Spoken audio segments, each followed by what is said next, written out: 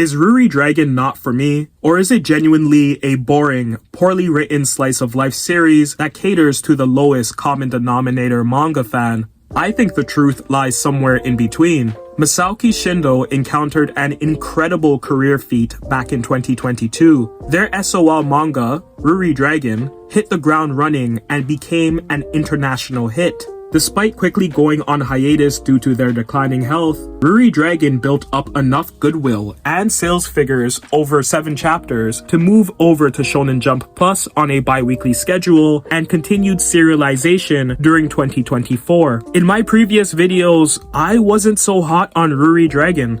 Personally, I think this manga is below mid, and my opinions haven't really changed. The art has improved immensely, even if it still doesn't wow me. The writing is stale, yeah, but the banter between characters has improved over time. I'm an SOL junkie, but Ruri reads like a Fisher-Price version of countless manga that I've read before.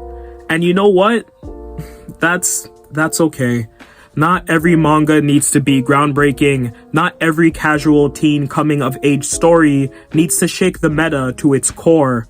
I'm happy to say that, while still dull and mostly pedestrian, Ruri Dragon gets noticeably better.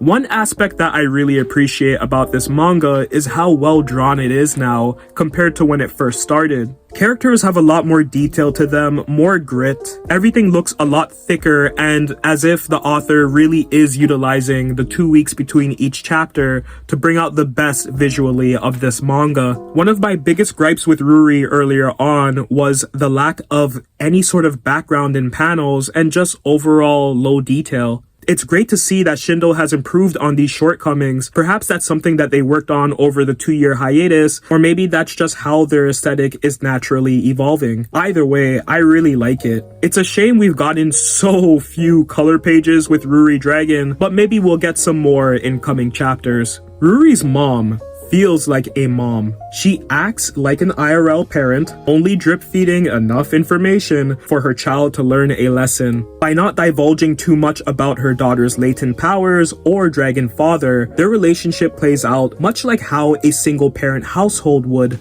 Ruri's homeroom teacher is also well written, filling the mold of mentor quite well. I get Kakashi/Gojo vibes from him.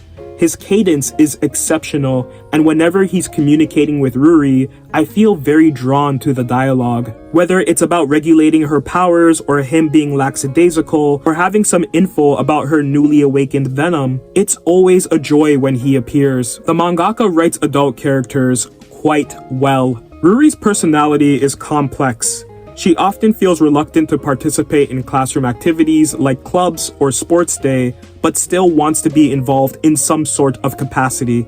Her fellow classmates also encourage her or empower her when she is involved. I think that's a highlight that isn't often seen in slice of life manga. Ruri's interactions with Akari Maeda are also scripted well. During their exchanges, I was reminded of that one episode of Recess where TJ goes to extreme lengths to figure out why another student doesn't get along with him. At the end of the episode, TJ comes to the realization that sometimes people just aren't going to like you, regardless of how reserved, friendly, outgoing, or welcoming you are. That's a valuable lesson for young people to learn, and Ruri becomes a stronger young woman by assertively approaching Maeda and questioning her about her bitchy behavior. And, of course, they eventually become good friends after all this back and forth. I'm not sure how I like that development, but I don't mind it.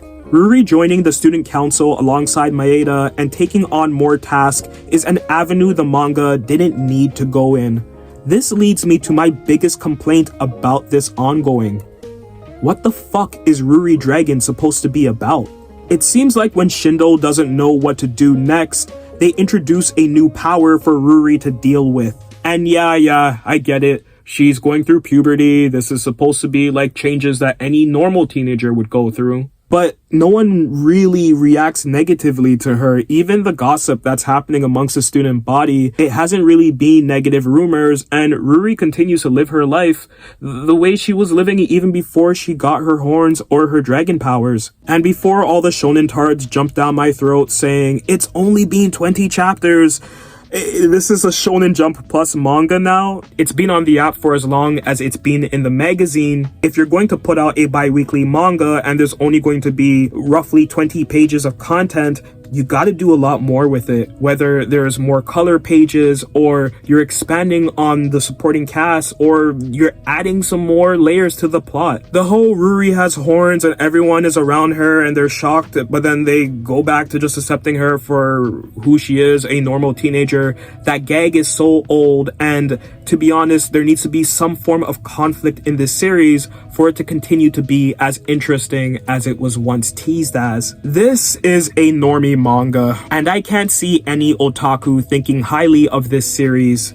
In fact, if you're a self-proclaimed otaku, you'd probably feel similar to me about how this series is developing. Shindo is still doing a solid job of writing an entertaining manga story, and I look forward to seeing them develop their main character and cast over the weeks to come. I'm sure there's definitely something more here. It's just taking a little bit longer than I would have hoped for.